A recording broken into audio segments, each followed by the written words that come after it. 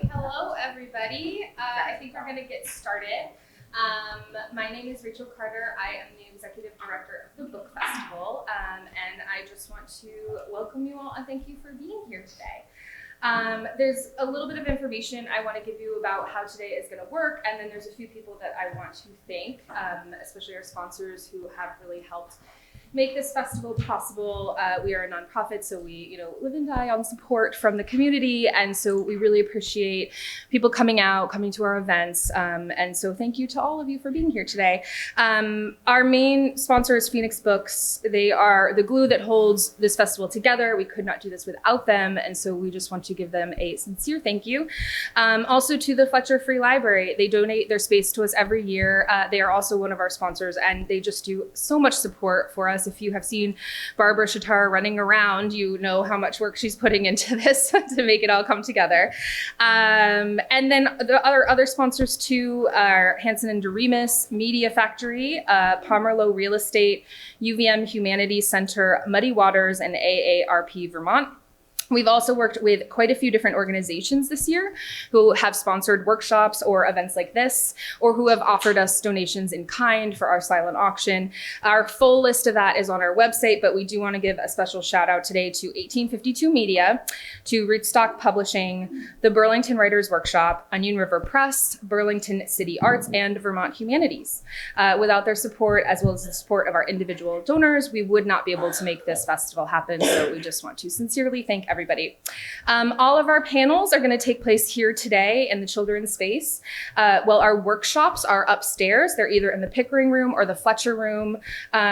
All of that information is on our programs, which you can find at the front desk here. And then we have QR codes scattered around as well. So if you want to download a program, you can find it there. Please also make sure to sign up for our mailing list and our social media. We have QR codes scattered around the library where you can find more information about that. In the main reading room, you can find the Phoenix Mobile Bookstore, and you can buy books from all of your favorite authors who are here today.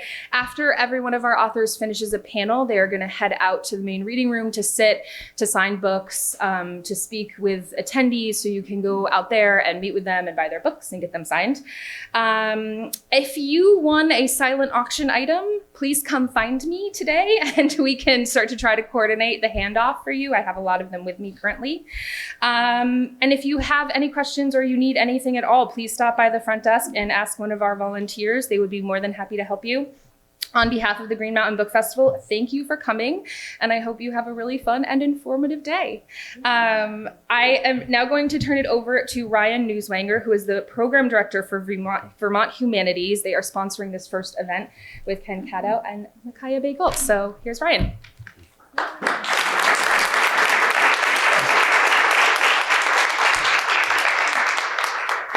Thank you. Can you hear me all right? Should I get closer? It sounds good.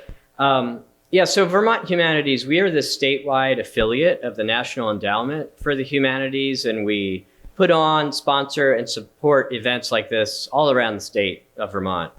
And the reason I'm standing here in front of you today is because Gather by Kenneth M. Cadow is our Vermont Reads book for 2024. Vermont Reads is a program where we give free copies of a single book to communities all around Vermont. That's often schools and libraries and nonprofits. And then those groups host programs centered around the book and its themes for a full year. Vermont communities are really resonating with Gather. And although I'm a humanities person, I have some data to back this up. So we've offered Vermont Reads as a program for over 20 years. The highest number of Vermont Reads communities that we ever had in a year was 109. That was in 2022 for the most costly journey, El Viaje Más Caro. The next highest was 92. That was for Wonder, I think in 2014. So we started offering Gather to Vermont communities in July 1 of this year, and we already have 91 applications for Vermont Reads projects only 4 months into the program year. I don't think it'll triple the number, but I do expect that this will be our biggest Vermont Reads book ever, and maybe by a long shot. We'll see. There's a lot of reasons for that. The book touches on a lot of themes, a lot of things that Vermonters are experiencing, witnessing, living through, thinking about, talking about in their homes and communities. So I'm really pleased that we can support Ken and his visit here today as part of the Green Mountain Book Festival, and I'd like to hand it off to my colleague Miciah to get us started. Thank you.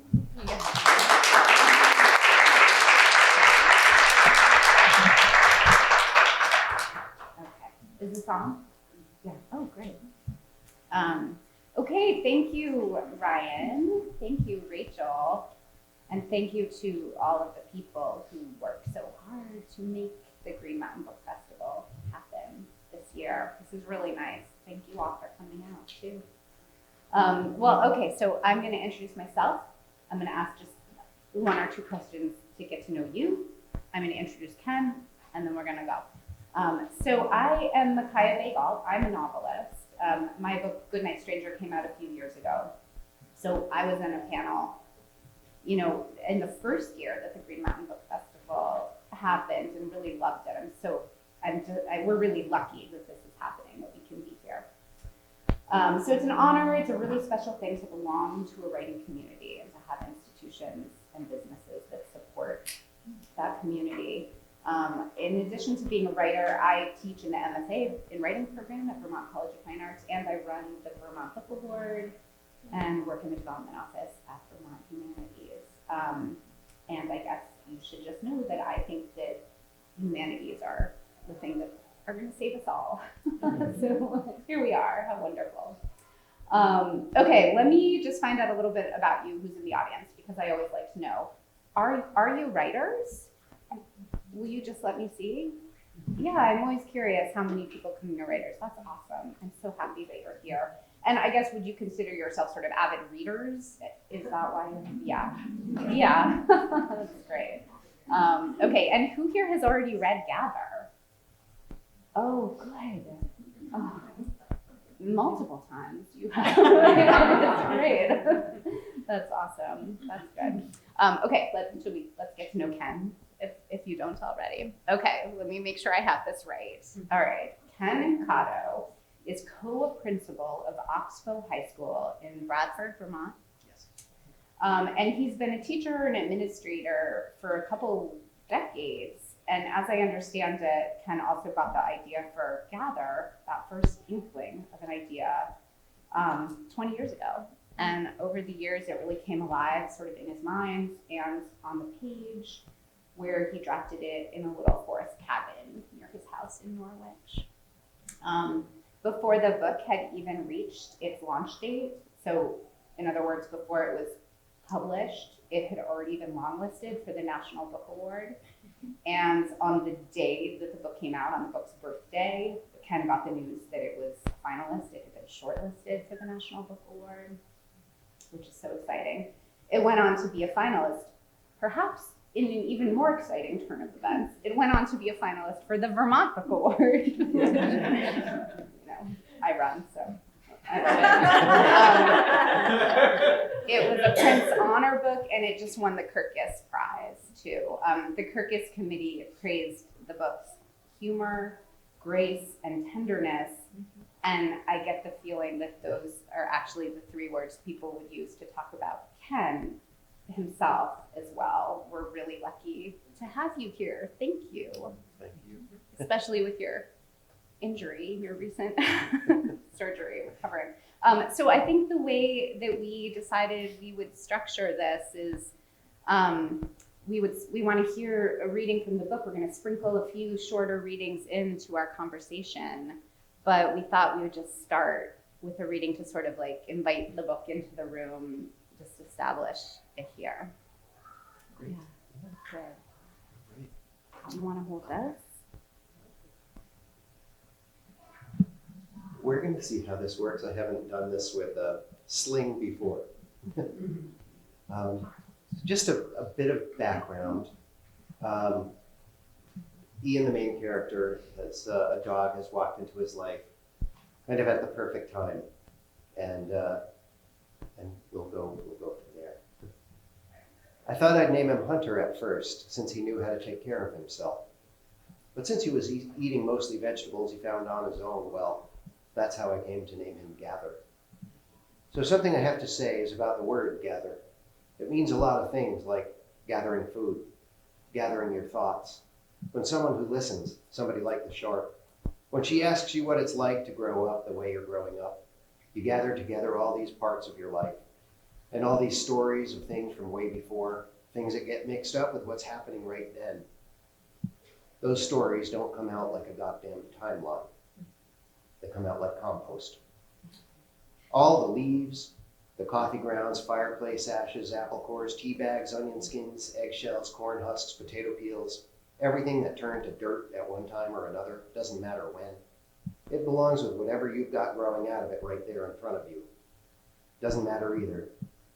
If you're talking about sugar snap peas, tomatoes, pumpkins, or weeds, you can't go pulling all the dirt away from the roots, trying to put it into some kind of order so you can understand it your way. You kill it. You do that. Stories we tell come out like the way you walk the woods if you want to know it. Zigzagging, doubling back, maybe tripling. Sometimes enough to find out that the parts you know the least about are the parts closest to home. You don't just make some frigging beeline to some hill like you're trying to get your steps in. I just don't understand people like that. I don't think they're from around here. But I feel like you need to understand this. Our stories from around here come out like the way we keep our work shed. You go in there, see what you have lying around, some of it being old as hell, some of it being stuff you might even have had the money to buy for yourself. You move something, you find something else, you brush it off a little, then you use it or set it back down. But you need it all to piece together how things come to be the way they are now, how you come to be who you are. And when things go to hell in your own life, the word gather means something else all over again, because there's a lot of good people, some who you know, some who you only just met, and the ones who matter, they listen. They gather on your side and at least try to help you out, even if it might not all work out. I know that for a fact. All that being said, I am definitely getting ahead of myself here. Right then, I was just goddamn glad to have that talk. Oh, thank you. That was so beautiful. Are there teachers? Who's a teacher? I just was thinking just now, listening to that, just reading that little chapter would be a great prompt for kids for writing about what a name means and trying to challenge them to kind of expand their understanding of the word and the name. I love that idea. I think, just the fact that we were laughing, we felt touched, we were laughing while we heard it. I think so much of that is this sort of distinctive, wonderful voice that Ian has. And I know, a lot of the sort of reviews of the book, there's been a lot made of the voice, how wonderful it is, how natural. While I was reading the book, I was thinking about that voice a lot. And it reminded me of this sort of kind of astonishing study that I read about a couple years ago. It looked at writers, but maybe only a couple hundred writers, so it wasn't the most sort of maybe scientific study. But what it found, the study was asking writers about hearing the voices of their characters or of their narration. And so what the study claimed was that some 60%, a pretty high number of writers heard their characters, heard the voices in their minds. I mean, like full on audio sort of experience of hearing those voices that were not their own voice. They were not the voice of anyone they knew. They were the voice of these fictional characters that they were creating. So it interested me because instead of sort of thinking of writing then as a, you see a scene and then you're trying in your mind and then you're trying to translate it into words on the page. But this became more of like an active transcription. You hear it, you put it down. It kind of blew my mind. I think about it all the time. But so I did think about it, and it just made me want to ask you if you would talk a little bit about Ian's voice. Did you hear it? Did you feel like you had to create it? How did he come about in that way? So initially, Ian ran onto the page without actually saying anything at all. And then, so it was really an image. And then I thought, well, who is this kid standing by the school in the rain, trying to decide whether he's going in or not? And but I knew he was the kid for this plot line that I'd been struggling with for a very long time. And so I took a walk in the woods, and then I started writing. Like I asked myself how he got there, and then I thought, well, I'll ask him how he got there. Oh. And so what began was Ian's answer as to how he got in front of the school in the rain. And I just stuck with, and that voice stayed. And so then, because that was the first time I sort of asked this character any questions, I reread that couple of paragraphs every single time aloud in my cabin before I started writing again. So every time I went up to the cabin, and a lot of this happened during COVID when the school was shut down, so I wasn't commuting. I was able to get up to my cabin super early in the morning. And the first, I would start out reading aloud. And then even, 180 pages later, I would read that section aloud and then continue with that voice. Wow. So that was, and that voice became more and more itself. As I got to know Ian. I just saw in sort of one article or a review a story that you told about looking over a passage you'd written about how much the dog meant to him. And do you know what I'm talking about? Do you remember this? And then you looked at, and so you wrote a whole page about kind of the meaning of this dog. Do you know what I'm talking about? Do you want to tell the story? Sure. Okay. So one of the things that was really, then I would reread kind of sections of what, after I read those opening lines that eventually became more like chapter 2, I would read what I'd written recently and see whether it still fit or not before I would start writing again. And an early reader had read the draft and said, Ken, this is not about the dog. And I thought, yes, it is about the dog. And then I thought, well, I've got to hit somebody over the head with this thing to make it clear that it's about the dog. And, so I wrote this section where Ian's in the car kind of ruminating, and he's saying to himself, the dog, all those intake forms that the social services filled out, all the things at school, everything, dog was always kind of like ended up in the other column. And dog was always, gatherer's name never got anywhere in any of those forms. And when they were talking about me and, the coordinated services plan, the gathering of all the folks, they didn't bring up the dog much at all. And then I read it, and so the point being that the dog is exactly what services don't do. They just listen, they're companions, they're there because that's what the dog does. And so I read it again, a couple days later, and I was like, that is so my voice talking to that early reader. And so I got rid of it all, and it turned into that Gather got his nose wipes all over the window. I love that dog.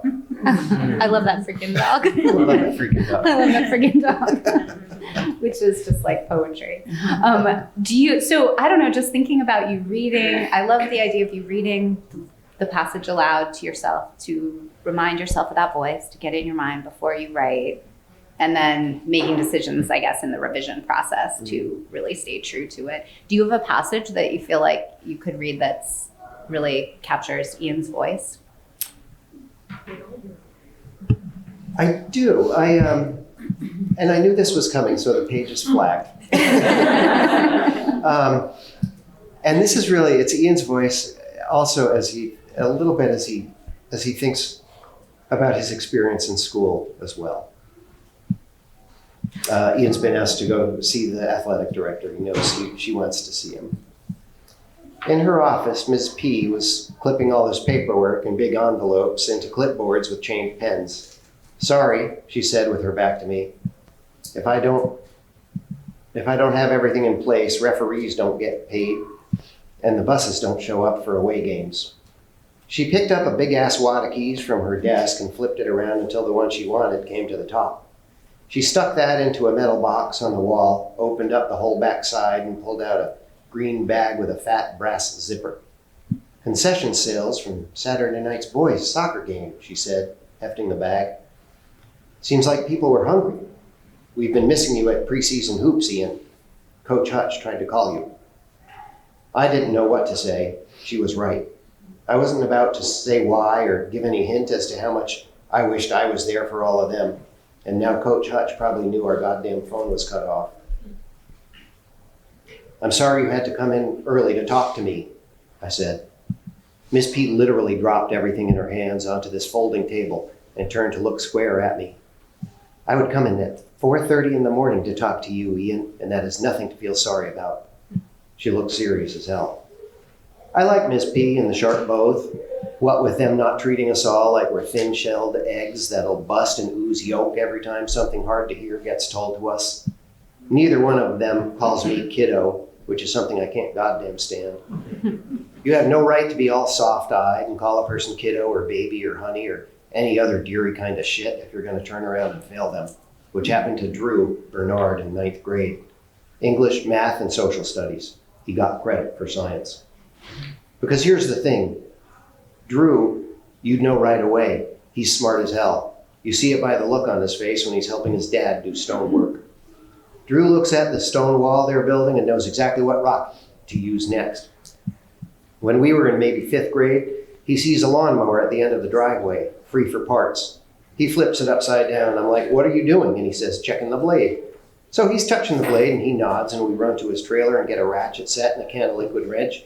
And then we run back and he pulls the blade off, runs back again and swaps out that blade with theirs, which had been so chipped, their mower bounced around like a friggin' jackhammer. Sometimes we started it just for fun. The new blade fit perfect. Drew was like, I don't know, 10, maybe 11, me being 5, 6 months older than him. Drew just knew stuff he never got credit for. That just ought to piss you off. It's wonderful. And so I just want to tell all of you that there's going to be plenty of time for your questions. So if you think of things as we're talking, store them away. I want to talk about the idea of hope in the book. I found the book incredibly hopeful. And this is a craft question, but also a life question, I guess. It's both. So I teach in an MFA program, and so my fiction writers that I teach are always trying to get more conflict in their stories, which is good. They've heard, and they're right, that conflict can really drive a story forward, which is true. A story with no conflict at all lacks urgency. You don't want to turn the pages as much. But too much conflict can also fall flat. So we always talk about that it's this sort of like dynamic interaction between points of conflict and points of connection in fiction. And so one of the things, and that's what makes the most momentum. So one of the things I admired about Gather, it's a hard story. This is hard. A lot of hard things happen to Ian. And I just thought that there was this sort of constant intertwining of moments of connection and moments of conflict. I mean, you even see it in this little passage that you just read. There's something so beautiful about this teacher, this athletic director, trying to tell him that he's important, that he matters. Meanwhile, it's against the context of him realizing he has to give up basketball. It's not going to work in his life. He's not going to be able to do that. So it's just this sort of seesaw of moments of hope and moments of despair. And I don't think that it would feel as hopeful without those intense moments of despair. I think you need both. So anyway, I just sort of from a writing standpoint, but also from a human standpoint, I wondered if you would talk about sort of how you thought about balancing the hope and despair? Yeah,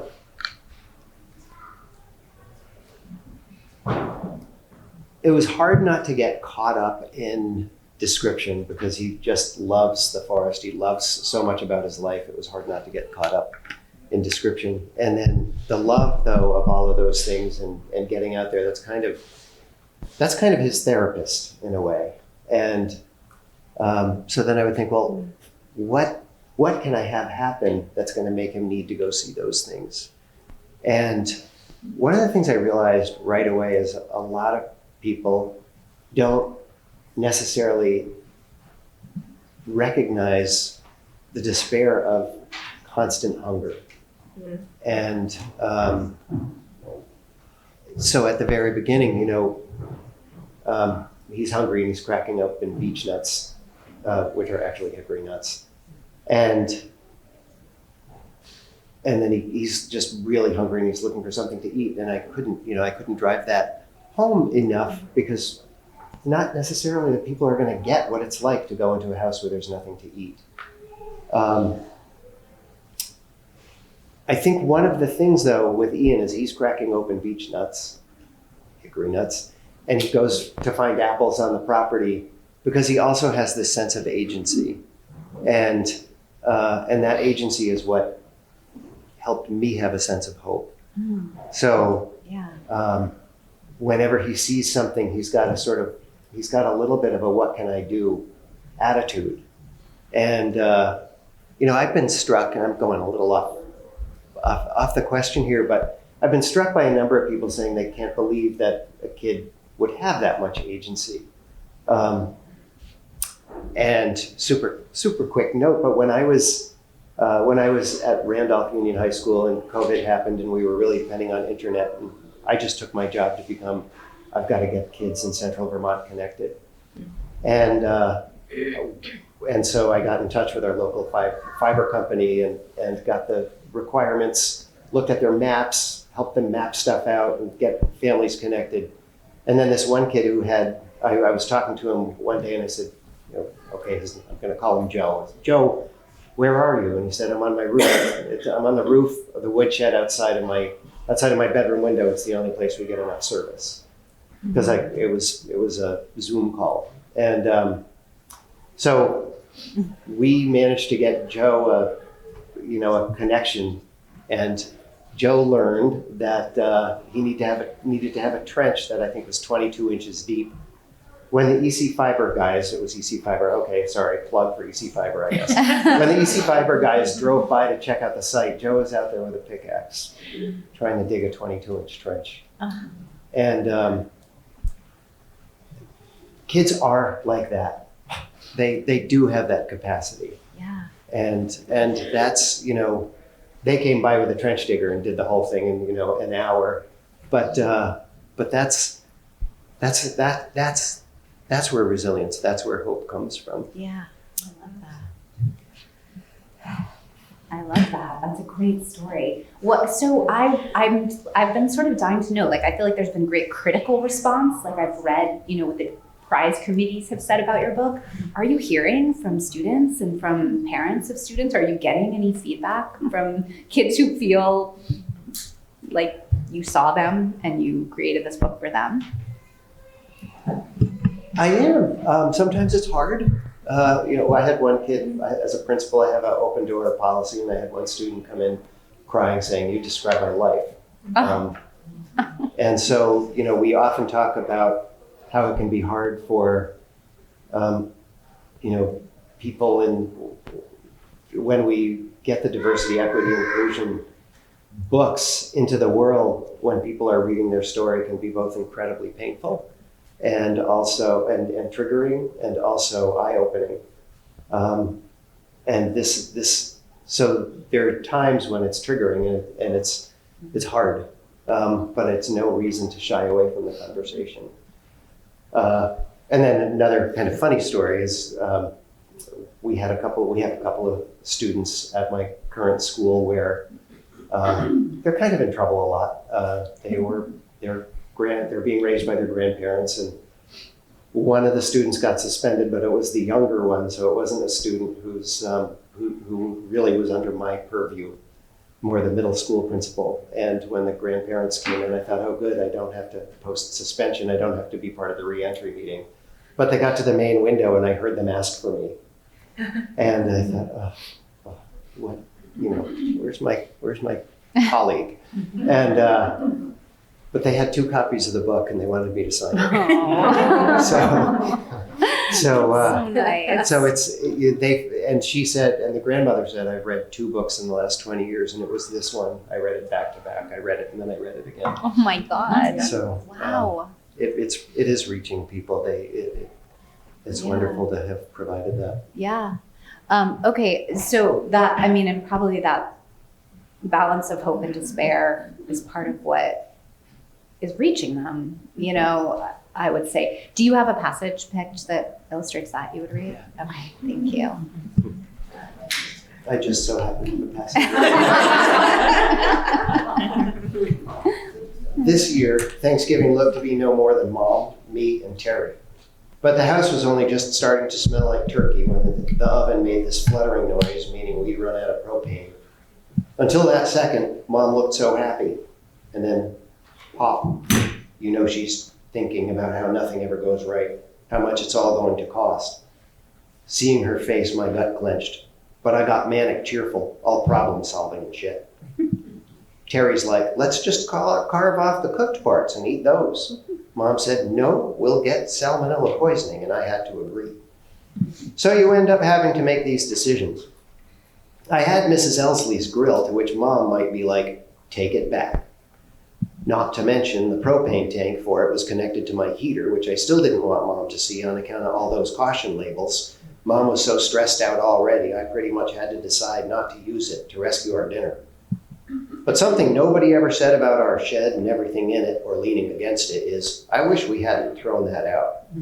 You need something? We almost always have enough shit lying around to put whatever it is you want together. Took me all of 45 minutes to make us a regular outdoor kitchen. I dragged out Gramps' old grill and hit it with a wire brush. When Mom worried about getting the stovetop stuff cooked, the veggies, potatoes, gravy, and whatnot, I'm like, we got the old wood stove. It has 2 old-fashioned burner plates on it on the top that fit right in. I shimmy it outside and stick 6 feet of pipe out the top to get a draft and keep the smoke out of our eyes. Mom starts to seem like she's got hope in her again. And while I'm slapping that stuff into place, she and Aunt Terry start trying to get Gather to fetch, which there's no better sign that your dog is here to stay than your own mom throwing a stick for him. That's so great. I love it. Okay. So I want to talk about empathy. I taught high school for a year. I taught English at Hazen Union High School in Hardwick when I was 26 years old. I had 90 freshmen. And halfway through the year, I was like, I'm not cut out for this. I can't do it. It was the only year I taught high school. But some of it was that I loved them. I loved those students. And, you feel so much like you just can't.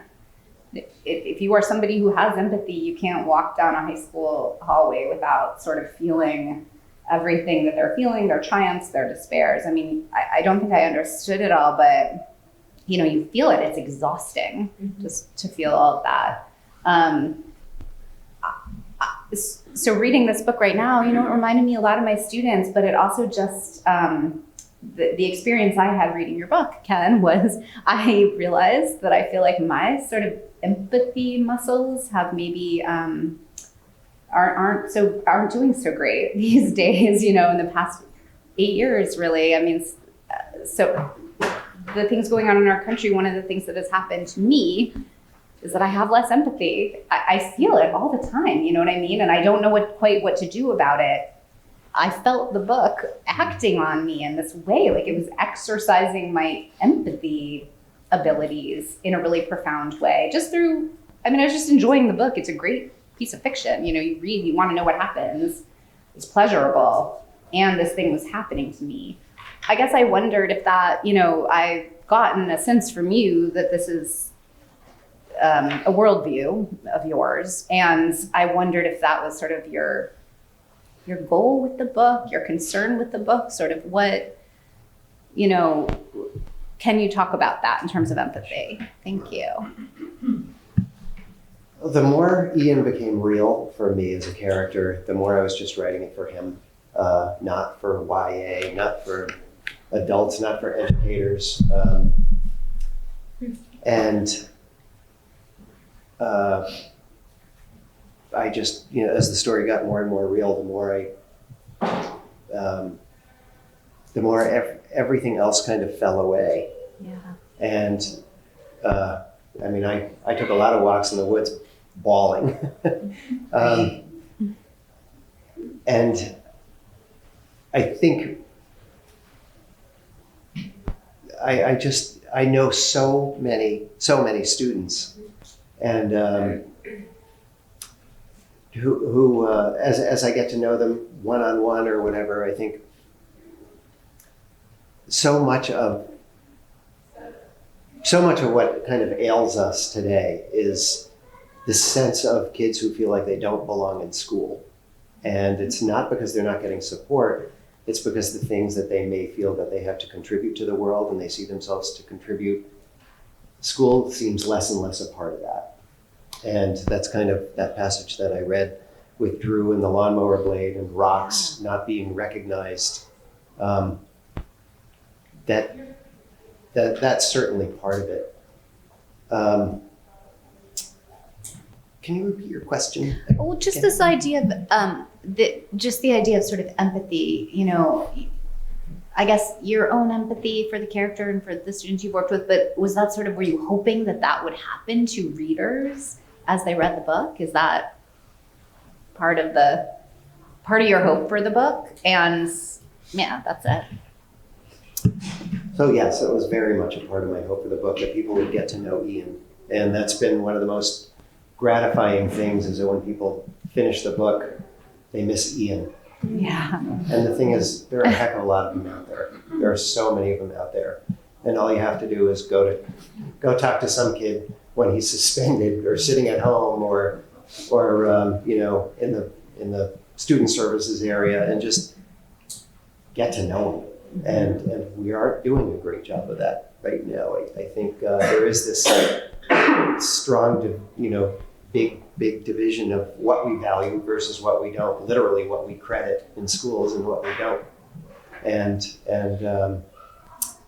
that's, yeah. And I knew it. I felt like it was timely. It really seemed timely. Yeah.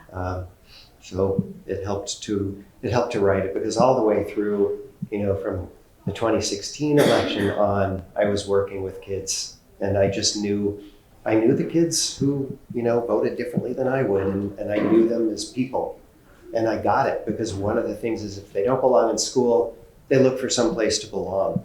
And belonging is critical, and that belonging sometimes might be with the person who just disagrees with your institution. And it's not a benevolent belonging, but it's some kind of belonging, and I'd love to build a better substitute.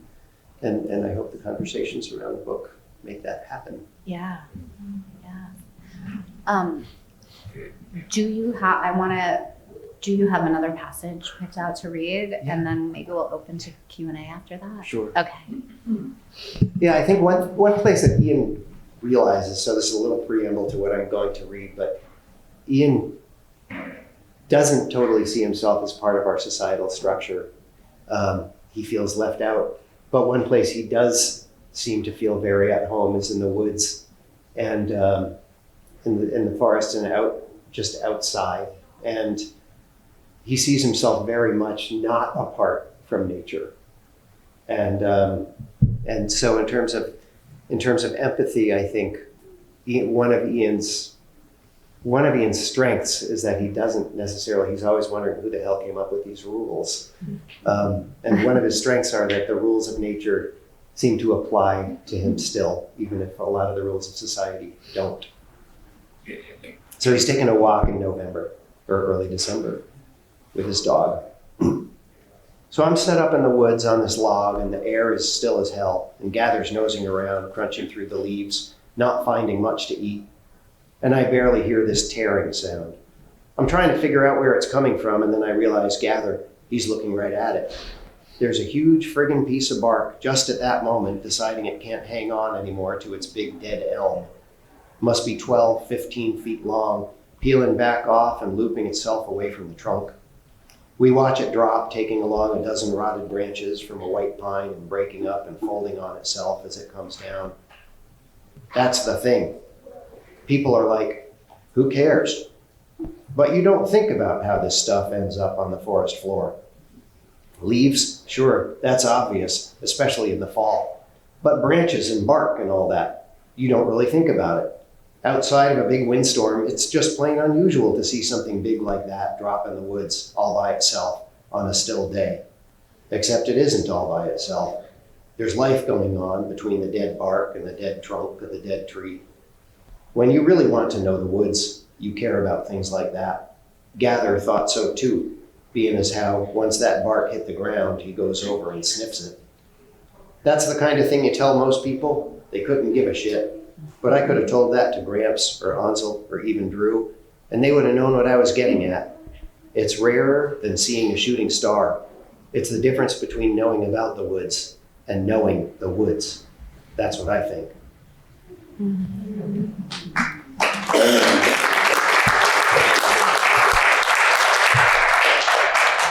That was a nice passage to be our last one. That was really good. Let me open it up. I'll ask you, I think maybe the way to do it is you say your question and I'll repeat it so everybody can make sure to hear it. What questions do you have for Ken? Yes.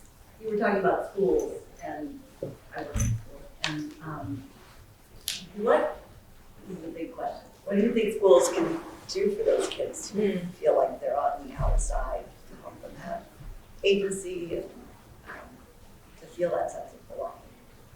Yeah, so the question is just what can schools do for the kids who don't feel like they belong at school, to give them a sense of belonging and agency and to value the learning and the knowledge that they have?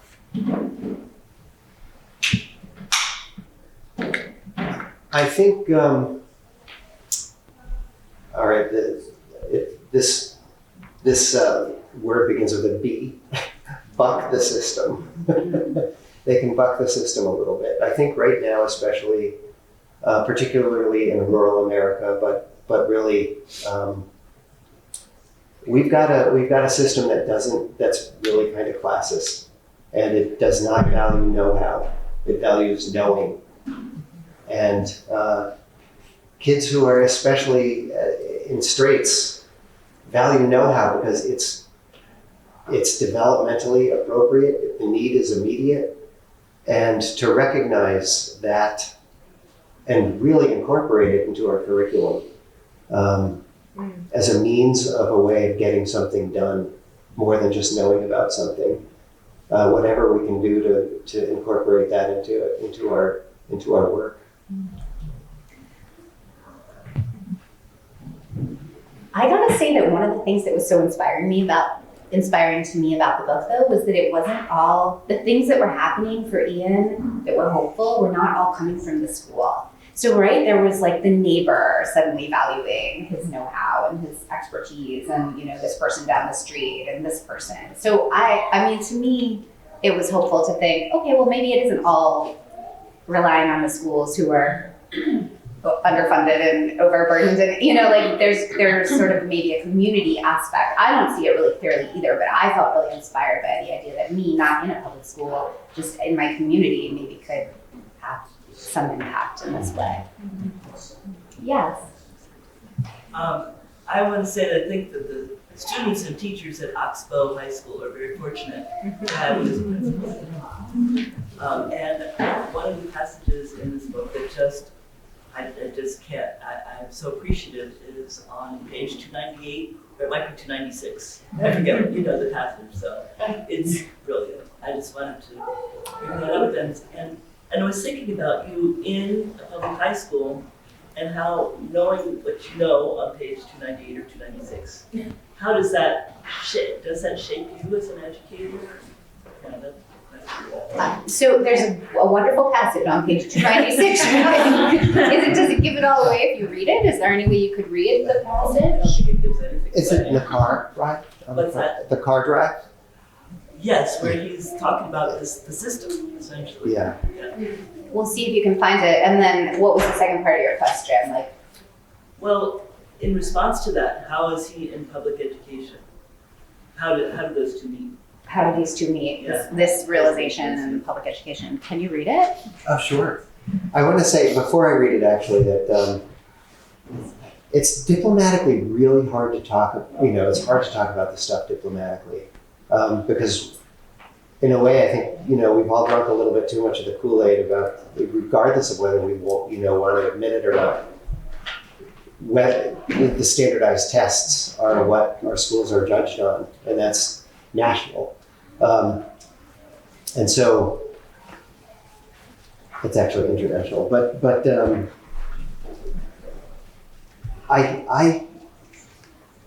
my job, I feel like, as a principal, is to get between my staff and the good work they want to do and harm. And the harm is coming from up behind.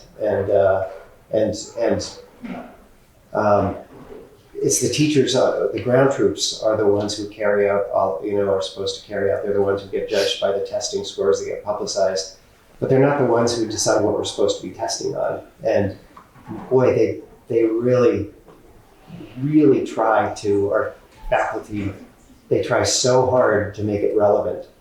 And they're caught between a rock and a hard place, and I try to be a buffer. And that's kind of, so to me, this is kind of what it is. But this is, I can read a little bit. It kind of goes on for quite a while. But they're in a car ride and they're trying to kill time. Can I ask something? Christine says, yes, as long as you make it complicated. This rainstorm is going to last a while, according to the forecast. Lively conversation will pass the time and keep us alert. She has no idea, nor do I, how lively we're going to get. I actually managed to piss them off a little bit. Why are tax bills so high, is what I want to know. Jesus, God, they have a lot to say. They tell me how the towns have to pay for the roads and sidewalks and cops and fire and rescue and garbage and open space and flushing toilets and shit. Where do I think it goes if you flush a toilet in town? You've got to have a multi-million-dollar sewer plant and quality of life and the arts. But most tax money, says Christine, goes to educating the children, and it's a worthwhile investment. We must have talked about it for 100 miles, but I can whittle it down to a lot less. The big of it is like this. People who love school got together to decide the stuff every kid has to know. They say what you learn at home isn't enough, and maybe it isn't, but goddamn. What do kids need to learn, them love school people ask. And then they're like kids in a candy store with a stolen wallet stuffed with somebody else's bills. Everything on the shelves, goddamn Algebra 2, which you hear about, poets you never heard of, how to write a lab report again and again. I could go on till I'm blue in the face, which, if you need science to know you turn blue because you run out of oxygen and fill up with CO2, you could say you were never a listener to begin with. Anyway, everything on the shelf looks so good, them love school people just keep on shoving more of what's candy to them into the shopping cart. On the checkout, nobody can believe the bill. But they can't stand the idea of putting anything back on the shelf either. Yeah.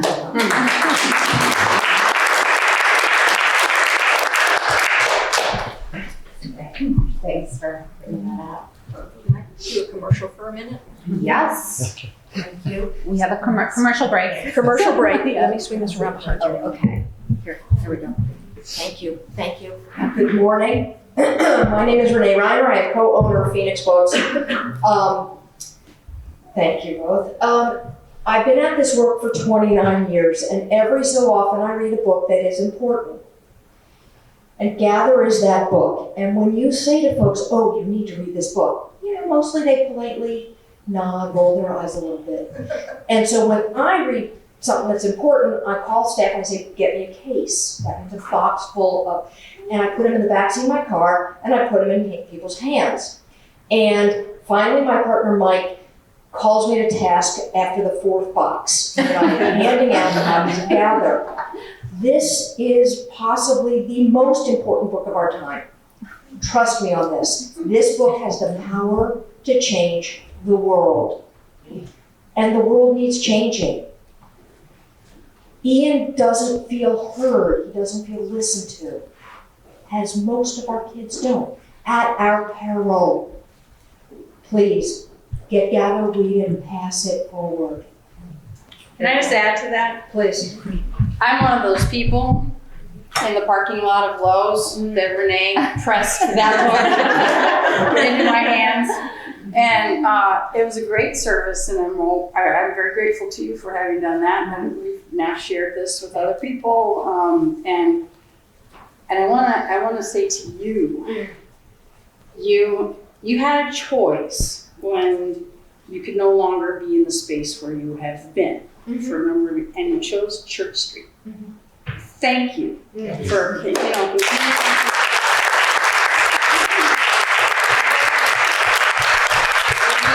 means a great deal to have a bookstore in our downtown is critical, and we've all got to support them. Thank you. Yes. Wow.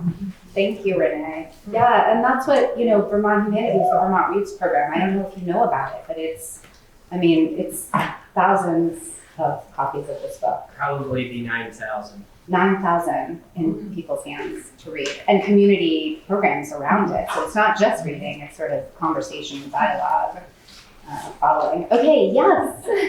I'll just mention, as the librarian here at the Fletcher Free Library, we've already done one book discussion. We have another one coming up in December of Gathering, and we have some free copies. I have to have some for the book club, but we do have some free copies of the book on the table just as you're going out the door if you'd like to pick it up. Yes.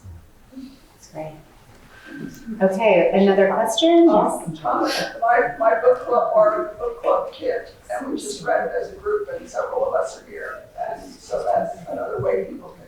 Oh, great. Yeah, several people from the same book group are here. That's wonderful. Yes.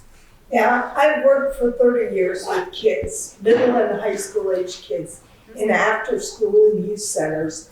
And I have to say, Renee gave this to me this week and said, you've got to read this, you've got to come here and talk. And I have to say, I read it and I thought, oh my God, because I worked with kids in Burlington, not in rural areas, although I did work 1 month in an after-school program in East Corinth, which is close to where you are. And I have to say, that book spoke to urban kids as well as to kids in rural areas.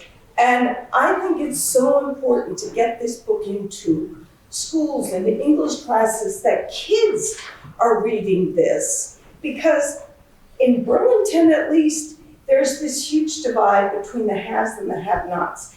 And the have-nots are not understood by the haves, and the haves often are the kids that run things.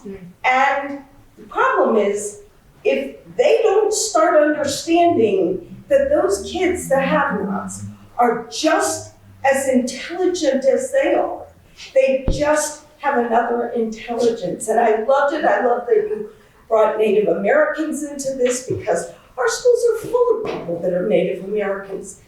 And they're sometimes even scared to say they are. And I find that so important. So thank you for this book. It is wonderful. And I hope we get it into the hands of many, many kids. Thank you. We have time for at least one more question. Rachel told me we could go over by just a couple minutes since we started a couple minutes late. This is a two-part question about the writing process. First, you mentioned that what has become the second chapter was initially your first thought, yet you have a different introductory chapter. How did that evolve? Okay, question is, Ken mentioned that his first thought when he first saw that first scene he saw of Ian in the rain is now his second chapter, not his first chapter. How did that evolve in the writing process? And then there'll be a second part. That evolved on the part of my agent's assistant, who kind of suggested it. And what the first chapter does is, for those of you who haven't read it, is brings the opioid crisis to the forefront of the book. And over the course of writing the book,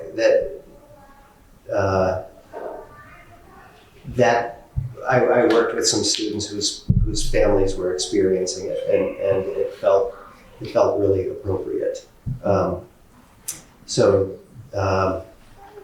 And because the book is not a linear book, it was not a difficult shift to make. Yeah. The second part of the question is, when you signed the contract to turn the manuscript into what became Gather, is that a one-book contract or a two-book contract?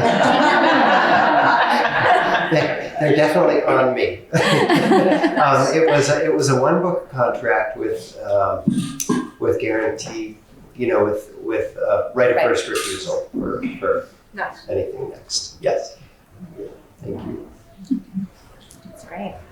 One last question.